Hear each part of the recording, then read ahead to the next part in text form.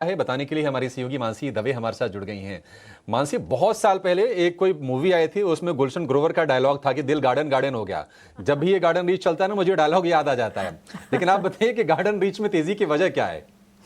बिल्कुल, देखिए किसी भी कंपनी के ग्रोथ के पैरामीटर्स होते हैं और गार्डन रीच शिप बिल्डर्स की अगर बात करें, जो 5 इंपॉर्टेंट पैरामीटर्स होते हैं ग्रोथ को लेकर, वो सारे पैरामीटर्स पर ये कंपनी इस वक्त खरी उतर रही है। सबसे पहले पॉजिटिव रिजल्ट, ऑर्डर विंस का सिलसिला, business outlook, positive management commentary और साथ ही कैपेसिटी एक्सपेंशन, ये पांचों के पांचों ग्रोथ पैरामीटर्स पर at this present point garden reach ship builders जो है वो खरी उतर रही है। आज सत्र में हमने देखा करीब 8.5% की तेजी स्टॉक में देखी गई। पिछले एक महीने के रिटर्न्स की अगर बात करेंगे, 75% तक के returns garden reach ship builder के स्टॉक में दिए हैं और 6 महीने में करीब 90% के रिटर्न्स, यानी कि मजबूती का ट्रेंड जो है पिछले 6 महीने से इंटैक्ट है और तेजी के साथ मजबूती की पकड़ जो है पिछले एक महीने में 75% के रिटर्न एक महीने में देखने को मिले हैं। सबसे पहले तेजी की वजह, जैसे कि मैंने बताया, मजबूत ऑर्डर बुक, तिमाही नतीजे और बिजनेस आउटलुक है। Q4 के नंबर्स की अगर बात करें, कंपनी की आय 62% बढ़ी, वहीं मुनाफे में करीब 120% की बढ़त देखने को मिली। इसके अलावा ऑर्डर विंस, कंपनी के 3 ऑर्डर्स, वैसे तो कई सारे ऑर्डर विंस के चलते गार्डन रीच जो है वो फोकस रेडार पर रहती है, लेकिन एट दिस पॉइंट भारतीय नौसेना के एनजीसी प्रोजेक्ट में कंपनी सबसे कम बोली लगाने वाली L1 बिडर साबित हुई और इस डील के तहत 25,000 करोड़ तक के ऑर्डर्स कंपनी को मिलने वाले हैं।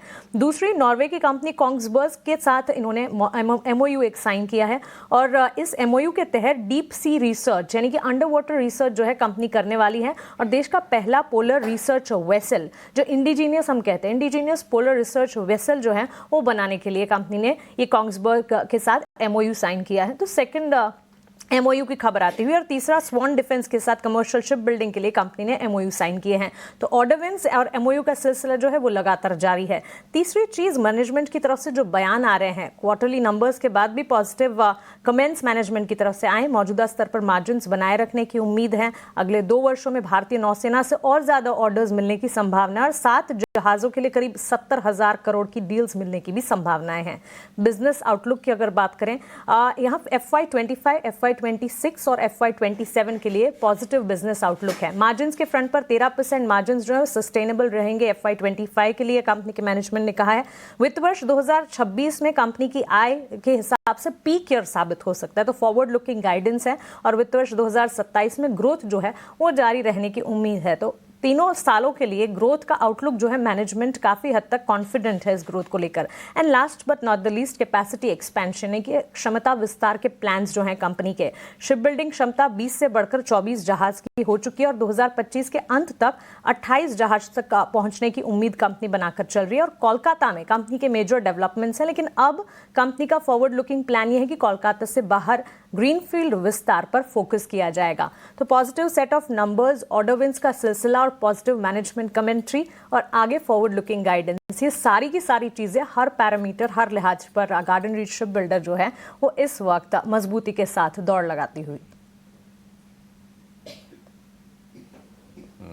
बहुत शुक्रिया मानसी, बहुत ही अच्छी आपने रिसर्च की है गार्डन रीच को लेकर और इसने ना पैसे बना के बहुत अच्छे से दिए हैं निवेशकों को। एक राउंड की प्रॉफिट टेकिंग आई और उसके बाद फिर से रफ्तार हमने बिल्ड होते हुए देखी। मार्च में 1200-1300 रुपए के आसपास का शेयर हो गया था, लेकिन देखिए ये 3300-3400 रुपए के आसपास के प्राइसेस हैं। और आपको जान के यकीन नहीं होगा कि अगर हम 3 साल पहले की बात करें, हम जून 2025 में खड़े हैं, जून 2022 की बात करें, मात्र 250 रुपए के आसपास का भाव था इस शेयर का और वहां से 10 गुने से भी ज्यादा की कमाई करा के गार्डन रीच ने दी है। और ये सरकार के फोकस का कमाल है कि जो भी देसी डिफेंस कंपनीज हैं उनके दिन ही पलट गए एक तरह से। एक राय रुचि जी गार्डन रीच पर दीजिए। अच्छी तेजी, अच्छा मोमेंटम इसमें है, कहां तक की टारगेट आप देख रहे हैं, या फिर इससे बेहतर अगर आपको कोई शेयर लगे डिफेंस में तो आप वो भी बोल सकते हैं।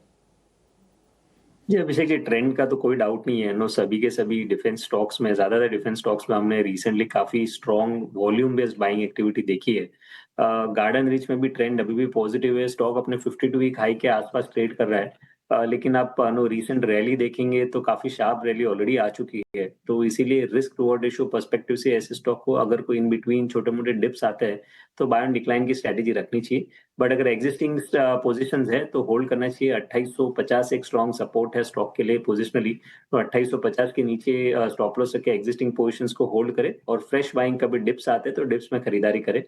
आई थिंक इसी क्षेत्र में से no not exactly shipping but no पूरे डिफेंस स्पेस में से भारत इलेक्ट्रॉनिक्स बीईएल की भी पोजीशन चार्ट स्ट्रक्चर्स काफी स्ट्रांग है, जहां पे हमने जो रीसेंट अप मूव्स देखे उसमें काफी अच्छे वॉल्यूम बेस्ड अप मूव नो देखे हैं।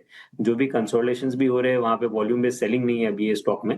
सो I think no over a period of time अगर थोड़ा mid to long term perspective है तो भारत इलेक्ट्रॉनिक्स में करंट लेवल्स पे भी खरीदारी की जा सकती है। बिल्कुल बिल्कुल, भारत इलेक्ट्रॉनिक्स बहुत ही सॉलिड कंपनी, रिकवरी इसमें बहुत अच्छी रही है। और अच्छी चीज़ ये है कि देखिए तेजी के बाद में कोई ऐसे शेडिंग नहीं आया, ऐसा नहीं कि लोग उसमें से एग्जिट ले रहे हो और शेयर नीचे आ जाए। 380-90 के आसपास कंसोलिडेट कर रहा है, चार्ट अच्छा है, पैसे आपके लिए इसमें भी बन सकते हैं। लेकिन पैसे की प्लानिंग बड़ी जरूरी है। पैसे अगर बन रहे हो तो प्लानिंग